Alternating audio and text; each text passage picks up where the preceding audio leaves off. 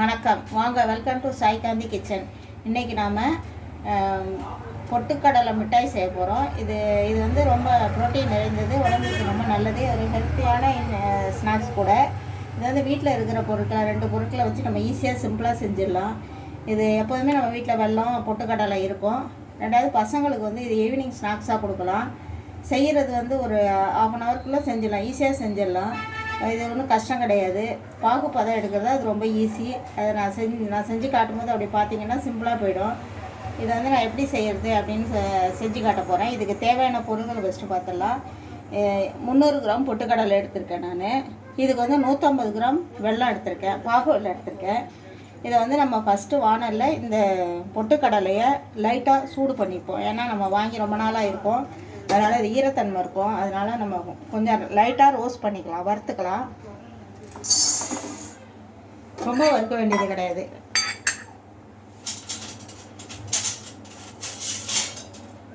லைட்டாக சூடு பண்ணால் போதும். ஏன்னா நம்ம வந்து அதில் கொஞ்சம் ஈரம் இருந்துச்சு அப்படின்னா இந்த கிறிஸ்பினஸ் வராது. அதனால் எப்போ புதுசாக வாங்கிட்டு வந்தாலும் லைட்டாக சூடு பண்ணிக்கோங்க, ரொம்ப வறுக்க வேண்டியது கிடையாது. சூடு ஏறினா போதும். இதை வறுத்து ஒரு பாத்திரத்தில் மாற்றி எடுத்து வச்சுக்கோங்க.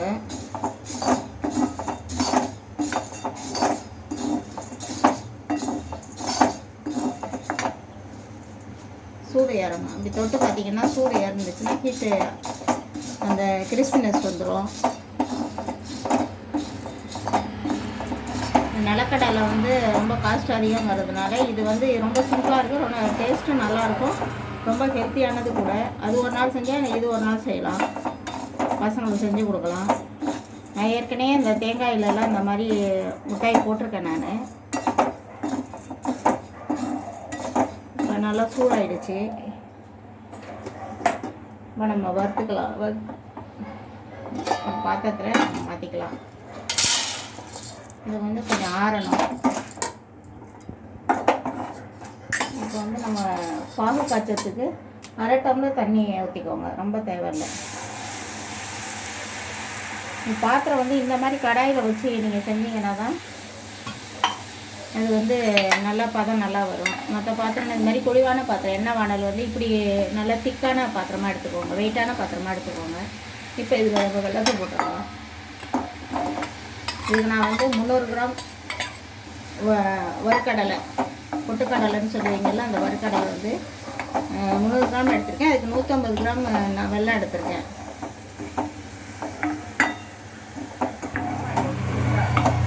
இப்போ நீங்கள் ஒரு கப்பு ஃபுல்லாக நிரம்ப எடுத்தீங்க அப்படின்னா மெஷர்மெண்ட்டு கப்பில் ஒரு கப்பு 1 டம்ளரோ ஏதோ ஒரு இது எடுத்திங்கன்னா அதில் வந்து ஒரு டம்ளர் ஃபுல்லாக எடுத்தால் 1/2 டம்ளர் வெல்லம் நிரம்ப எடுக்கணும் கடலை.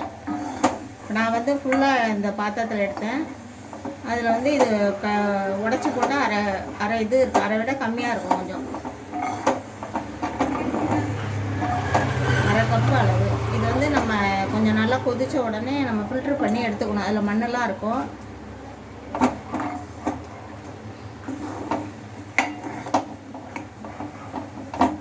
நீங்கள் வீட்டில் இது தராசு நறுக்கிறது இருந்துச்சுன்னா அதில் நறுத்துக்கோங்க.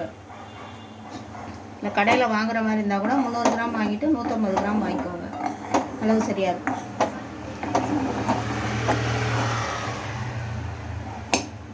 இது வந்து கொஞ்சம் கரையணும், அவ்வளோதான். தண்ணி அதிகமாக போனால் கூட ஒன்றும் இல்லை, அது வந்து உங்களுக்கு கொதிக்க கொதிக்க அது வந்து சரியாயிடும்.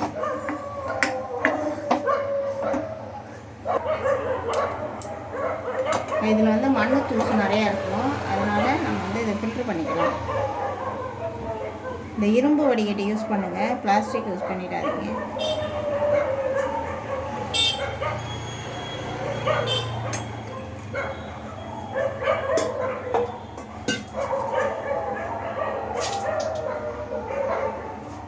நம்ம மறுபடியும் இதை வச்சு நம்ம பார்க்க மறுபடியும் அதை ஊற்றிடலாம்.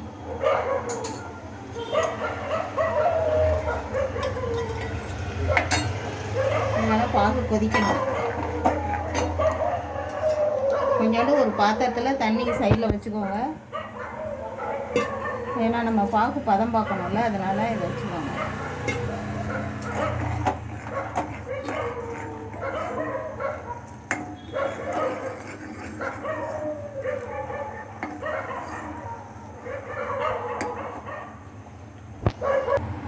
வந்து இந்த மாதிரி ஊற்றி பாருங்கள்.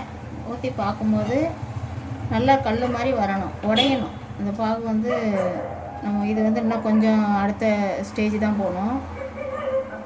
இன்னும் வரலை. கருகாமல் பார்த்துக்கோங்க. சிம்லேயே வச்சு செய்யுங்க.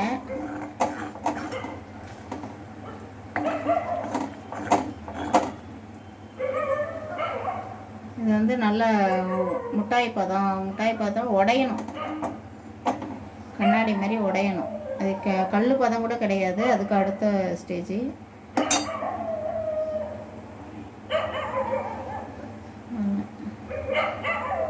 அடுத்த பதம் கொஞ்சம்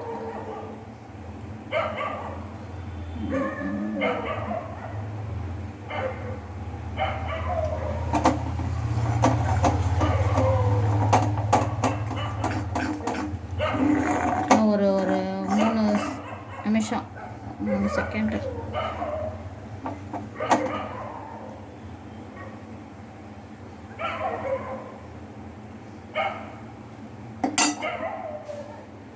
இப்படி போட்டால் இந்த இது வந்து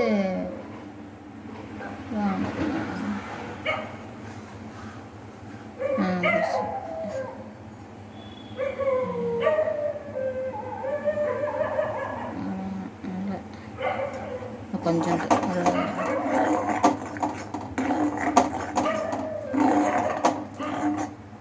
கிளாஸ் மாதிரி உடையணும்.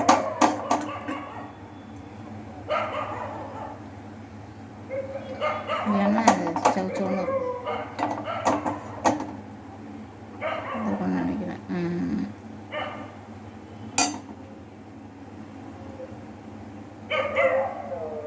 இந்த மாதிரி கிளாஸ் இது மாதிரி கடக்கணும். இந்த மாதிரி கம்பி மாதிரி இப்படி உடையணும். இந்த சத்தம் கேட்குது பாருங்க. இந்த மாதிரி பதம் ஒன்றும் அடி பிடிக்காது, ஒன்றும் செய்யாது, பயப்பட வேண்டியதே இல்லை. சிம்மில் வச்சு செய்யுங்க, ஃபுல்லாக வச்சிடாதீங்க. ஃப்ளேமை கருகிடும். அதனால்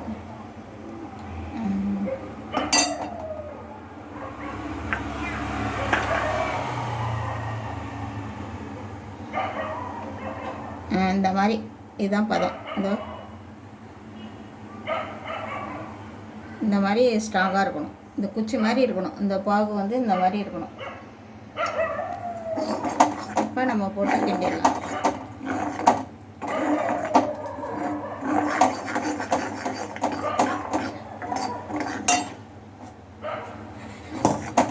இப்போ நம்ம அதில் வந்து போட்டு பாகில் போட்டு டைரெக்டாக போட்டு கிண்டிடலாம். அப்படி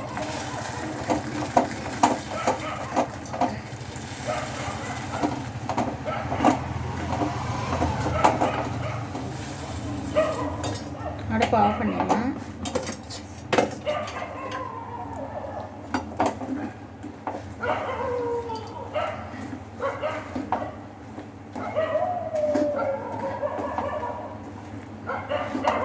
நல்லா கொட்டி கிண்ட வேண்டியதுதான். நீங்கள் கட்டி ஆகிட்டோன்னு காலப்பட வேணாம். மறுபடியும் கூட நம்ம ஹீட் பண்ணிக்கலாம். ஹீட் பண்ணி நம்ம பிடிச்சிடலாம். உருண்டை தான் பிடிக்கணும். இதை இதில் வேணால் பிளேட்டில் போட்டு கட் பண்ணுறதை விட இது மாதிரி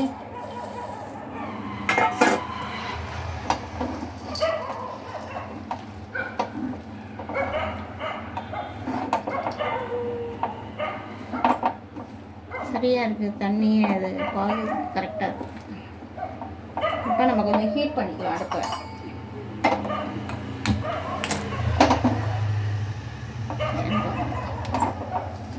அடுப்பில் வச்சு ஹீட் பண்ணிங்கன்னா அந்த ஒட்டாமல் வரும்.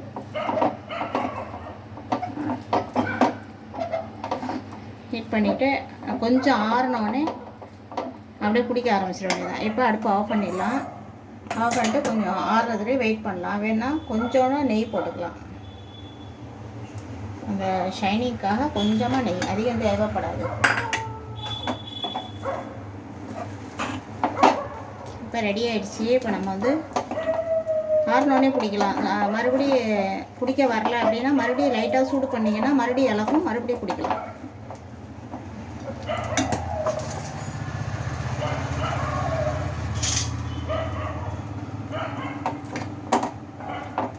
ஒரு ஸ்பூனை வச்சு இந்த மாதிரி எடுத்துருவேன்.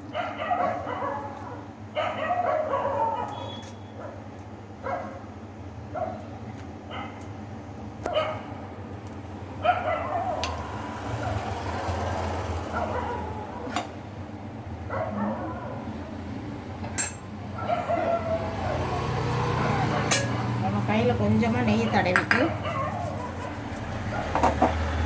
அதை பிடிக்க ஆரம்பிக்க.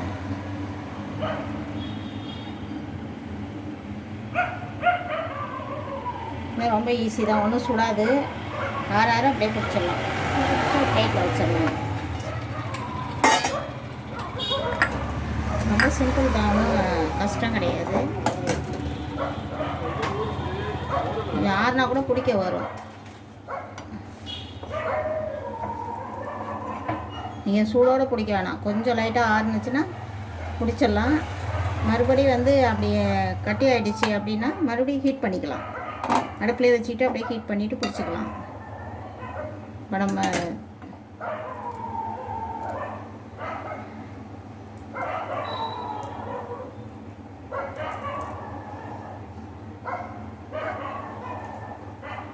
ஃபஸ்ட்டு உருட்டி வச்சுக்கிட்டு மறுபடியும் கொஞ்சம் நெருக்கி பிடிச்சிக்கலாம்.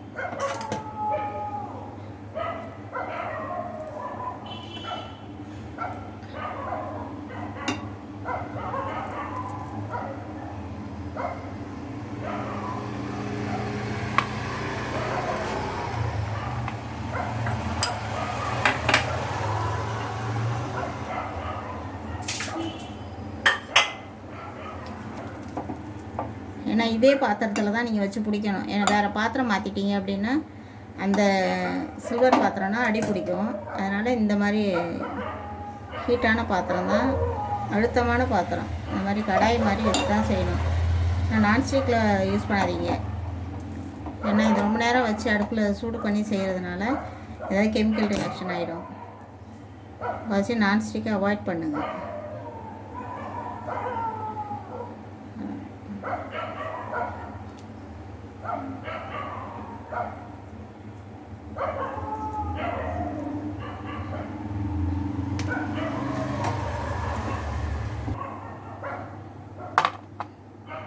இந்த மாதிரி சவுண்டு வரணும், நல்ல கரெக்டான பதம், மெஷர்மெண்ட் எல்லாமே சரியான அளவு. இதே மாதிரி ட்ரை பண்ணுங்கள். ஒரு கப்பு பொட்டுக்கடலை இருந்துச்சுன்னா போதும், கொஞ்சோண்டு வெல்லம், அவ்வளோதான். ஈஸியாக செஞ்சிடலாம் வீட்டில். இது முன்னையில் கடைகளில் தான் இது கிடைக்கும். இது இப்போ இது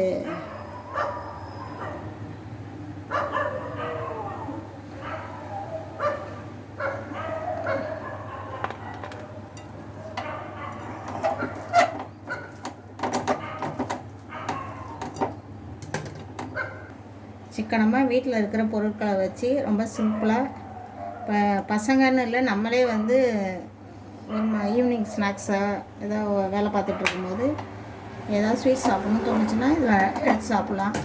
உடம்புக்கு ரொம்ப நல்லது. இதில் நல்லா ப்ரோட்டீன் நிறைய இருக்குது. மாவில் இந்த பொட்டுக்கடலை மாவில் லட்டு இந்த மாதிரி செய்வாங்க. ஆனால் அதெல்லாம் தொண்டையை அடைக்கும் கொள்ளும், சாப்பிட்றதுக்கு கஷ்டமாக இருக்கும். இது வெல்லம் சேர்த்துருக்கிறதுனால சாப்பிட்றதுக்கு நல்லாயிருக்கும், டேஸ்ட்டாகவும் இருக்கும். வேறு எந்த இன்க்ரீடியன்ஸும் இதுக்கு தேவையே கிடையாது.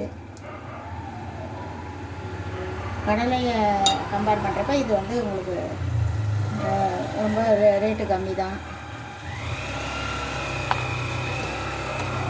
டேஸ்டான ஆரோக்கியமான ஃபுட்டை வீட்டில் செய்யுங்க. ஆறுனோடனே உருட்டலாம், ஒன்றும் பண்ணாது, கையெல்லாம் ஒட்டாது. சூடாயிடுச்சு அப்படின்னா கொஞ்சம் ஹீட் பண்ணிக்கலாம்.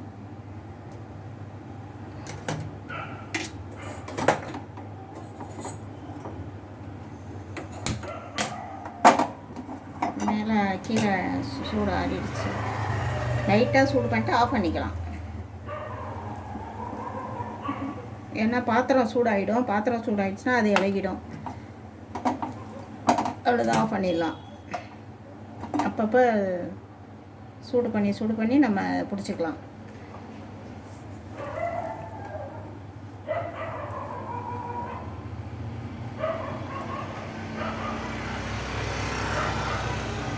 கொஞ்சம் கையில் அப்பப்போ நெய்யோ மாவோ தடவிக்கோங்க.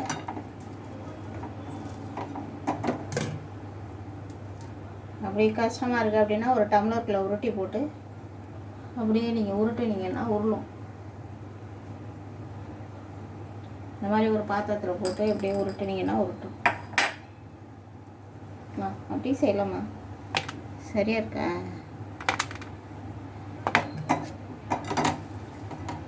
அதெல்லாம் கம்மியாக வருமா?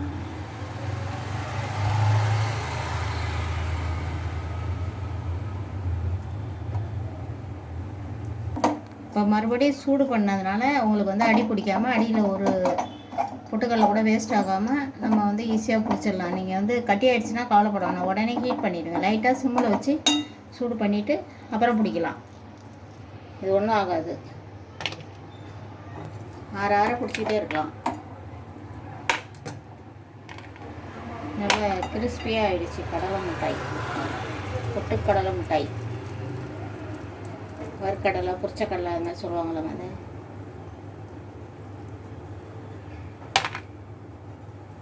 போடுற போட்டு வரும். அது கல் மாதிரி தூக்கி போட்டோம்.